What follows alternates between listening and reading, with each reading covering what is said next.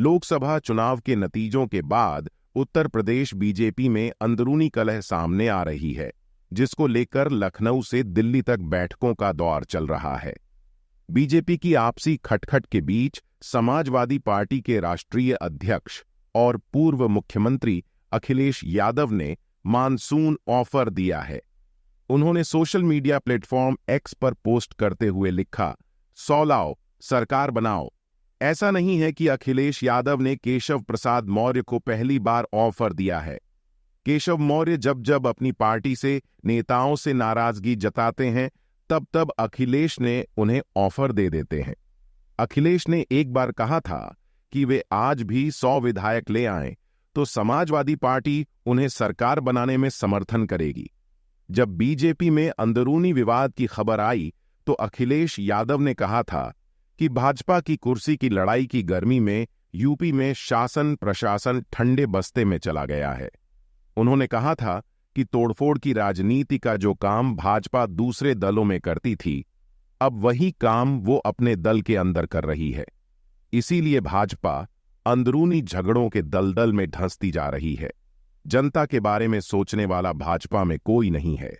केशव मौर्य ने किया था पलटवार। अखिलेश यादव के इस बयान पर डिप्टी सीएम केशव मौर्य ने कहा था कि देश और प्रदेश दोनों जगहों पर भाजपा की मजबूत संगठन और सरकार है।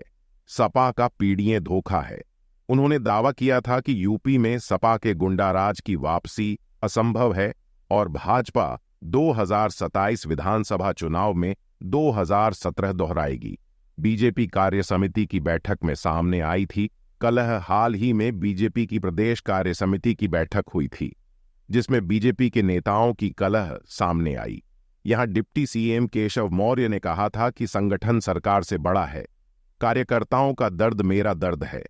वहीं मुख्यमंत्री योगी आदित्यनाथ ने कहा था कि अति आत्मविश्वास ने लोकसभा चुनावों में बीजेपी को नुकसान पहुंचाया।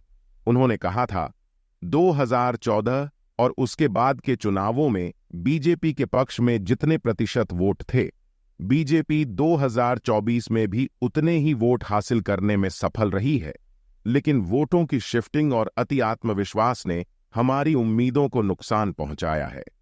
केशव मौर्य से नड्डा ने की थी मुलाकात। बीजेपी के राष्ट्रीय अध्यक्ष जेपी नड्डा ने डिप्टी सीएम केशव मौर्य को दिल्ली बुलाया था। सूत्रों की माने तो उनसे कहा गया है कि यूपी में सरकार और संगठन साथ साथ काम करे, इस पर काम होना चाहिए और ऐसी कोई बयानबाजी नहीं होनी चाहिए जिससे जनता में मैसेज जाए कि अंदरूनी कलह चल रही है। उनके साथ यूपी बीजेपी अध्यक्ष भूपेंद्र चौधरी को भी दिल्ली तलब किया गया था। भूपेंद्र चौधरी ने यूपी में हार की समीक्षा पार्टी नेतृत्व को सौंप दी है। 15 पन्नों की अपनी रिपोर्ट में उन्होंने यूपी में पार्टी की हार के कारण बताए हैं।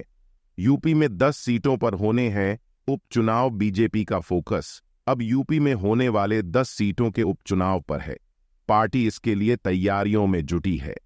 इसके लिए सीएम योगी ने उन कैबिनेट मंत्रियों की बैठक बुलाई थी जिन्हें इन विधानसभा क्षेत्रों की जिम्मेदारी दी गई है। इसमें उपचुनाव को लेकर तैयारियों की चर्चा की गई थी।